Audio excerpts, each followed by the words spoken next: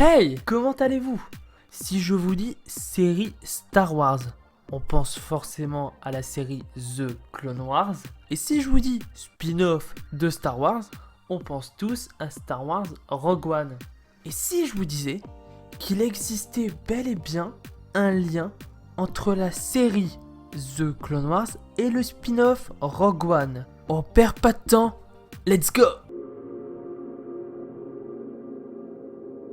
Dans cette vidéo, je vais vous parler de l'univers étendu de Star Wars, mais plus précisément d'un lien entre Ahsoka Tano de la série The Clone Wars et Shiro du spin-off Star Wars Rogue One. Bonne théorie. Ce qui va énormément nous intéresser, c'est la saison finale de The Clone Wars, qui crée un lien avec la spin-off Rogue One.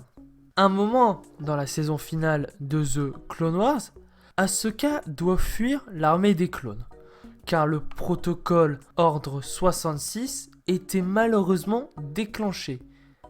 Et même son ami de toujours, le capitaine Rex, n'a pas été épargné par l'ordre et il dut obéir sans aucune liberté à cet ordre. Donc Ahsoka décide de libérer Rex de cette emprise en enlevant sa puce inhibitrice qui permettait l'enclenchement de l'ordre 66. D'ailleurs, celui qui a eu l'idée d'insérer cette puce, l'ordre 66, c'est bel et bien Palpatine. Pour que Ahsoka réussisse à localiser la puce inhibitrice dans la tête du capitaine Rex, elle dut faire appel à la force. Ahsoka commença à dire « Je ne fais qu'un avec la force et la force est avec moi ». C'est ce moment-là qui va nous intéresser. Pour ceux qui connaissent bien l'univers de Star Wars et surtout Star Wars Rogue One, cette phrase a déjà été dite par un autre personnage dans Star Wars Rogue One. Ce personnage, c'est Shiro. Et on sait que Ahsoka Tano est partie de l'ordre Jedi. On ne l'a pas vu pendant cette période. Nous ne savons rien de cette période, peut-être dans les comics. Et si pendant cette période, elle avait rencontré Shiro? Et si en fait, Shiro était un Jedi gris? Alors, je vais vous expliquer bien sûr ce qu'est qu'un Jedi gris.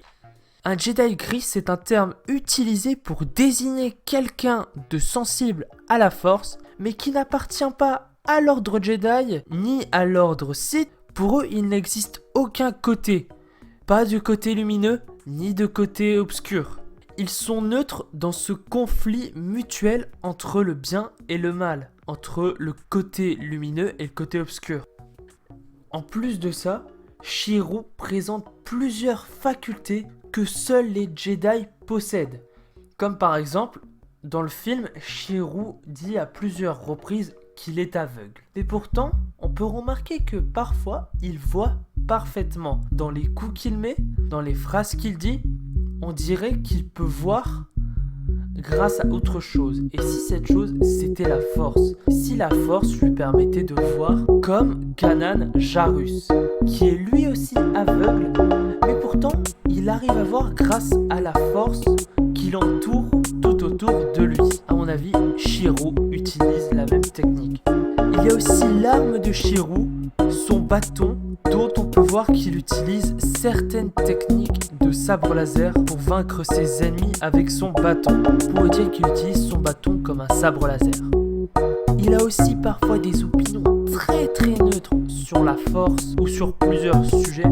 Mais pour survivre à la purge Jedi, Shiro dut se déconnecter de la force. Il lui reste certaines choses, mais il n'utilise pas la force, il ne parle jamais des Jedi, donc Shiro a dû se déconnecter de la force. La force ne le ressent plus. Comme Luke Skywalker, il se déconnecte lui aussi de la force dans Star Wars The Last Jedi. C'est un bordel. Donc Shiro était un Jedi gris décidé à aider Ahsoka Tano, car elle aussi, elle ne faisait plus partie des Jedi ni des Sith, elle ne faisait partie d'aucun côté à ce moment-là. Car il faut se rappeler que Ahsoka ne disait à personne que c'était une Jedi. On peut très bien le remarquer dans la saison 7 de Star Wars Clone Wars, qu'Ahsoka ne dit jamais à Trace et à sa sœur qu'elle est une Jedi. Elle veut garder absolument le secret. Elle a voulu peut-être qu'on oublie que c'était une Jedi. C'est pendant cette période que Chihiro lui a montré une autre voie, pas le côté obscur ni le côté lumineux, mais le côté neutre, celui du Jedi gris. Mais bien sûr, à certains moments, les Jedi gris peuvent encore croire en la force, donc grâce à cette phrase,